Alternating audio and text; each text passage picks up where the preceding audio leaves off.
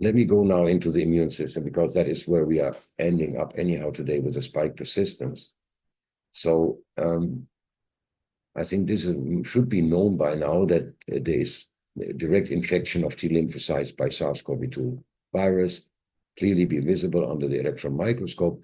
What is really interesting to mention is that this paper, Charles Rixey brought that to my attention, has been published or co-published by Zheng Li Shi. That's the bat lady from Wuhan. Yeah? I mean, how cold-blooded can you be? Make a virus and then do a damage assessment in a publication in Nature magazine after that. Yeah? So it's very clear that this virus is designed, or at least can cause immunodeficiency. You know?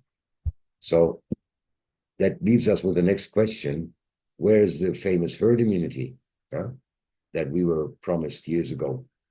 And even by other people that were on the alternative side of the fence, they all were proclaiming herd immunity, la, la, la. So if you look at the green line here, that's 23, the levels of COVID circulating is even higher than in 2020. It's ridiculous. This is wastewater analysis. You know? And if you look at what happened in Manaus, I don't know if Valentina was already there with us, but me and Prakash, we discussed that. At the end of 2020, supposedly Manaus was the city that had herd immunity because 75% of the population had been infected. Only 4 months later, the biggest COVID massacre ever hit Manaus. Yeah? That's when we buried our idea about herd immunity. So that virus will stay with us for a long time and keep causing damage to the population and cause more problems. Like here is the data on immunodeficiency. Look at this. Here was a little suppression. They call this immune depth. Yeah, it can be because of the measures during the pandemic. But look at that here. This is parabolic. And that goes everywhere. RSV and many other pathogens all follow the same trajectory. 4, 5, 6 times more levels of infectious disease than before the pandemic. Across the board, all countries. So is there more pathogens around, or is the general population now immunodeficient? I would say the latter, without any question. And nobody's taking Omicron serious. Yeah. So I used to mock people now, and I say, are you superheroes? Yeah. Can you just take Omicron and on average now, everybody gets Omicron 1.5 times per year. And Omicron itself is a very questionable virus. If you look, this is the lineage of Omicron. These are all the other gazillion variants of SARS-CoV-2. And then this is March 2020. And then for a very long time, until October 21, there was nothing leading to these variants. They came out of nowhere. Yeah, you find, like in Earth's history, you find a little amphibious fish crawling on land, and next thing you find a Tyrannosaurus Rex, and nothing in between. No, that's ridiculous. Yeah, so that must be something has tampered with that virus or somebody. So we should be more careful. It won't go away. Yeah, so it's even been found in cockroaches. Can you imagine? That virus can practically survive everywhere. Yeah, in the wastewater, in rats, in wild animals. I mean, probably it's not the cockroach itself. I think it's the bacteria carrying the virus on the cockroach, most likely. Yeah, so we have to live with that virus, and we have to understand that we have to protect ourselves and that we have to treat it well. And now we get to the spike persistence, for example, and to the consequences for the immune system. And that's what we do in Germany. We look at the peripheral blood cells, the PBMCs, containing spike protein. That is one of the most clear laboratory markers that Professor Koenig could hammer out.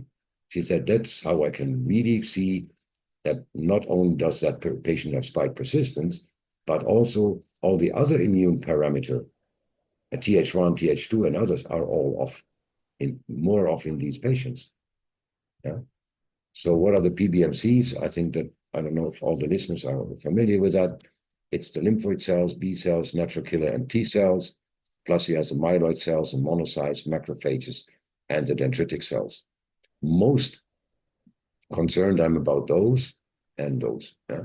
Monocytes, macrophages. Joachim, do you know if this is a standard test that you could perform, or this is very specific to this particular? It's a standard. I get to that later. It's a standard test at the Brigitte Koenig's laboratory, but it's you have to get the blood there within 48 hours, or even better, faster. So it's more for the Germans at the moment, and Switzerland, but we're using it. And so what happens when you have these immune cells being infiltrated? Again, you have aging or senescence. Same here, everywhere. So what you find in general with Omicron and with SARS-CoV-2, but with Omicron in particular, is that you see the senescence and the aging acceleration. It's bad, but it's also our, let's say, that's hope for us. Here you see senescence in an exhaustion of T cells in patients, circulating monocytes expressing senescent phenotypes. So that is what we can observe. Plus you see here, and now that's what I call myself. That's why I don't want to call it immunodeficiency. I call it immunosenescence. And you can see that in a severe COVID infection, your immune system will age 10 to 14 years biologically. Now that is not good. So let's have a look at the macrophages and monocytes. This is a beautiful image, I think, and you see a macrophage trying to engulf and eat up coronaviruses, yeah? And that is actually something she can't do, yeah, because when a monocyte or macrophage ingests spike protein and or a coronavirus, it will not feel well afterwards. It is not it can't digest it. And then what you have, you will see a senescent zombie. I call them Pac-Mans because they behave like Pac-Man. And that's what you have now circulating. That is what you see in the lab. That's what these PBMCs look like. Now you can see here that they cannot digest SARS-CoV-2. It will leave them in an inflammatory state. So Joachim, you covered a huge piece of science, I should say, and I should really appreciate your time and investment that you've done towards exploring all the angles of how spike is damaging our bodies after SARS-CoV-2 infection and after the vaccination in some people as well. So to me, it's difficult to communicate that information to patients because, you know, they're not being taken seriously with even communicating their symptoms to their doctors. And when they will start to talk about this huge, heavy piece of science, it will be even more difficult. So I want you both maybe to comment somehow on what are the best approaches and ways to communicate this problem, this damage that SARS-CoV-2 does to long COVID patients. I know there is senescence is, but by the definition, it's something very complex to deal with. But maybe as natural solutions, Dr. Gallant, I know you have your own protocol and you have investigated quite many natural compounds as well, which will help to deal with at least some of those mechanisms that Joachim has mentioned. So is there something that people can do themselves, at least to reduce the level of damage that spike has done to their bodies, or there is no hope? Oh, there's definitely hope. And I spend a lot of time trying to understand the science and then figure out how to explain it in a very simple fashion, which is not so easy. That was a brilliant presentation, Joachim, and you covered so many important aspects. What I will say is that it's hard for people with long COVID to follow that. I've tried to create things that were about a third as complicated, and the feedback that I've gotten is some people say, oh yeah, that was really helpful, and other people say, I just can't, I mean, the brain fog makes it really hard for me to follow this. So what and I'm in the process of creating a document for my website to try and guide people, and a video to sort of go with it.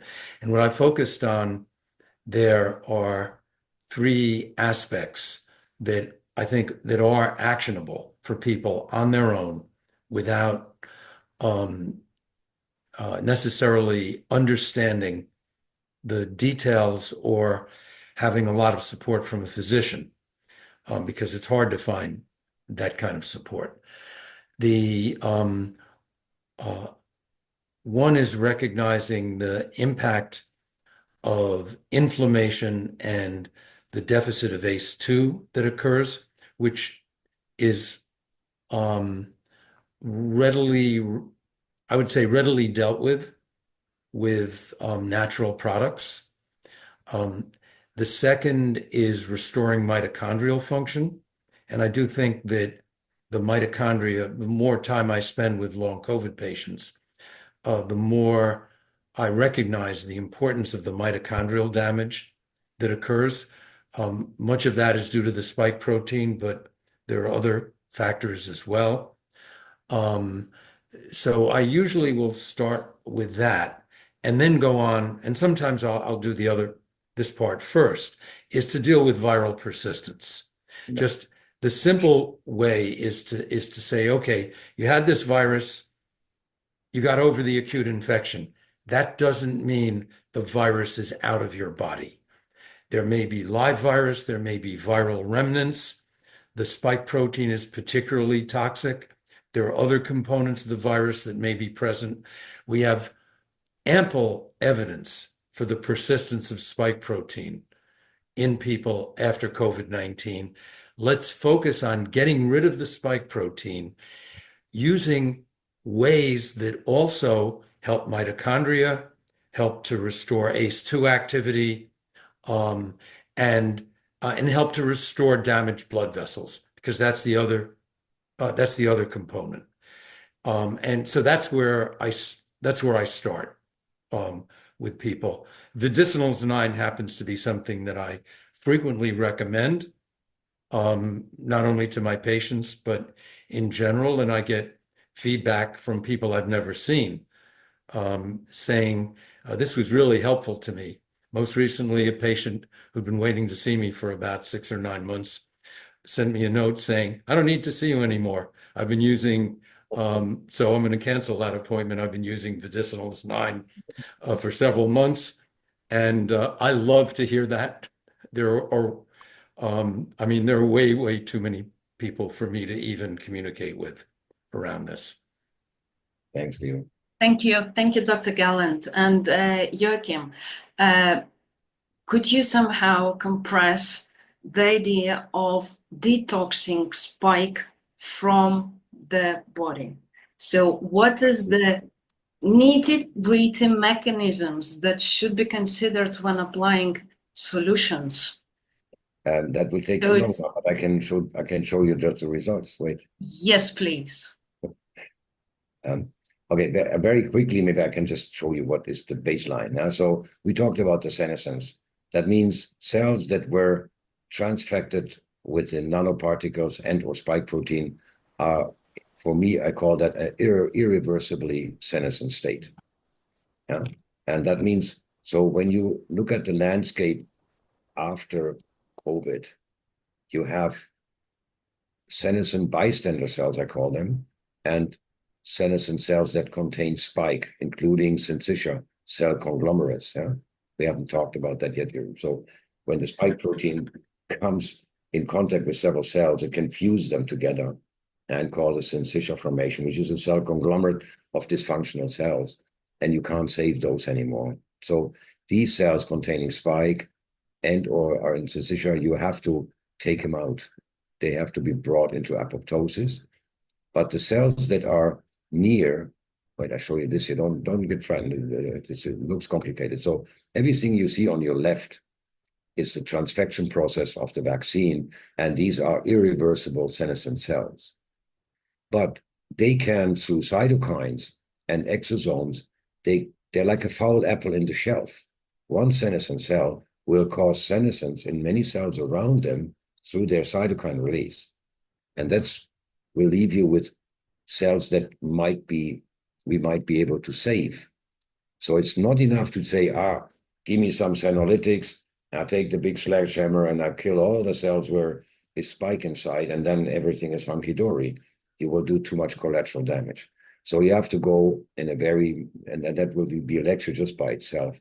So the way of how to do this in a safe way and not causing too much collateral damage is dose depending, for example, and also depending on the compounds. There is two different ways of dealing with the senescent cell. One is a senolytic that many people know, like fisetin or anything, that will bring that cell into apoptosis. But then you have also compounds called senomorphics, and a senomorphic will try to rescue the cell. What we have learned is that these cells can either contain spike or not of virus. And so we should distinguish in our approach and see that we preferably start low dosage senomorphics before we ramp everything up to high dose senolytics. And that is really important in the regard to the stem cells, because the stem cells are as affected as our mature cells. And as you see here, we have only a limited amount of stem cells the older we get. So if I have a massacre in the stem cells by SARS-CoV-2, and especially in the bone marrow, and that's what we're looking at, is the multi-potential hematopoietic stem cell. Now they are the cells that lead to our immune cells in the bone marrow. This is to wrap up here is the science that you're giving here says that spike protein can get into bone marrow. Absolutely. And it can also affect stem cells, as shown here. Probably our hematologists not aware of the damage that is happening and may attribute the disease to some cancer, which will uptake due to spike in the bone marrow. Cancer is but that is a whole different lecture. But let's say the effects are multi-level again. When spike, like here, for example, syncytial formation. So that means the cells are fused together, the stem cells. So one spike protein can kill 50 or 100 at a time. It's like a suicide bomber. Interesting. And that in stem cells.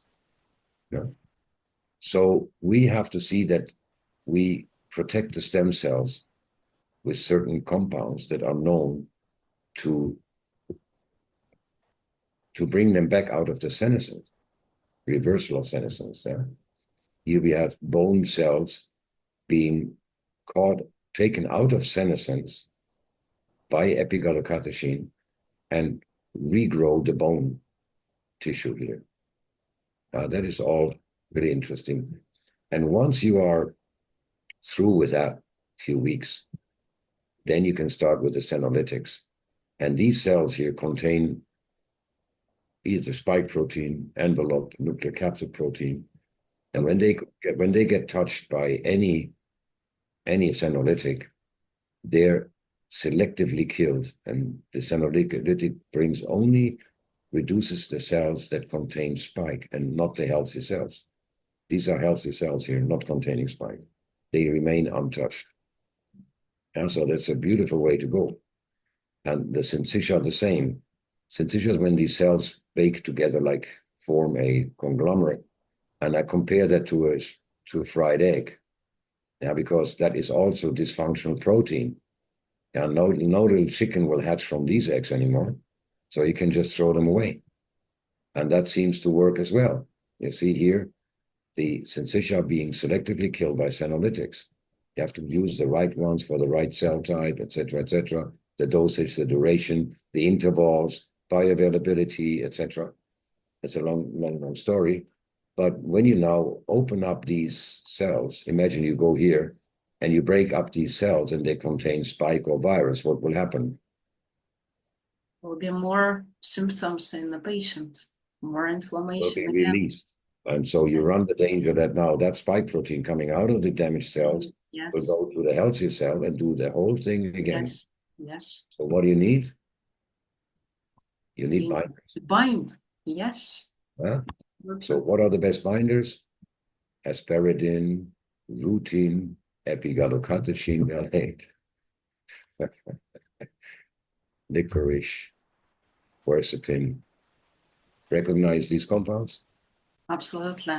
Yeah. And I Okay. even know what the product called Medicinals 9, which is definitely, as Dr. Leah Gallant mentioned, shows very good results in my patients who came for nutritional advice.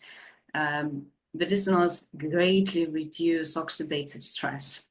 Even without COVID infection, it works great as an antioxidant with all these molecules, which people, of course, can get separately, and but they're gonna play with the bioavailability, and definitely they will get something in a capsule which corresponds to the amount on the label. So the bioavailability of medicinals is clear, and it has been shown demonstrate good effectiveness. I have the great honor to show you for the very first time. This is the result from our colleague in Switzerland, Dr. Philipp Machberg.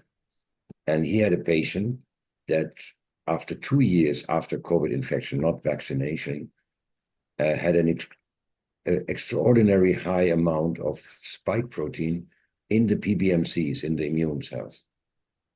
And like 188 picogram per a million cells, I think that is. Mm-hmm. So that patient was already 2 years in treatment, several different other treatments, including immunopheresis, like apheresis, for 2 years, and that was still there after 2 years. Then the patient took some dietary supplements for 8 weeks, and the spike quantification showed a reduction of 90% inside the immune cells. And then that was in September. And then the same patient took the supplement at a little bit higher dosage for another 2 weeks. And we cleared out the rest. This is almost now, that's the threshold of detection, 5 picogram. Yeah. So that was not even adding any Senolytics or any other compounds. It was just like the little magic juice. And what is your idea to cover that inflammation in the brain and deal with the senescence in the brain? It's all going to happen at the same time, like it happened in the PBMCs. It's the same mechanisms. You do need some different delivery mechanisms for the brain, which we are working on right now. Can only go through the nose, I think, the best way. Very good. So you have identified great molecules which can deal with the disaster that long COVID sufferers experience. Let's put it that way. We are at the end of the beginning. But let's hope that the solution will be accessible to many people, those who want to try it, and Yeah, there is I mean, we can. There are many patients already now ordering supplements, and it gets them better. We have several stores in Europe and in the US, and hopefully very quickly also in the US, in the UK. In the next few months, we're working on it. Coming closer now. That's great. So thank you very much for shedding light on this topic. It's amazing. I don't know how many hours of work have you put into it, but it's good to know there is so much work happening. Dr. Gallant and Joachim, thank you very much to both of you for joining us tonight and sharing your insights on spike protein and molecules which can work to help eliminate the damage in the bodies. So I hope that was insightful and useful to everyone. That's all for tonight, and goodbye. Thank you. Thank you. It was great to be with you guys today. Thank you.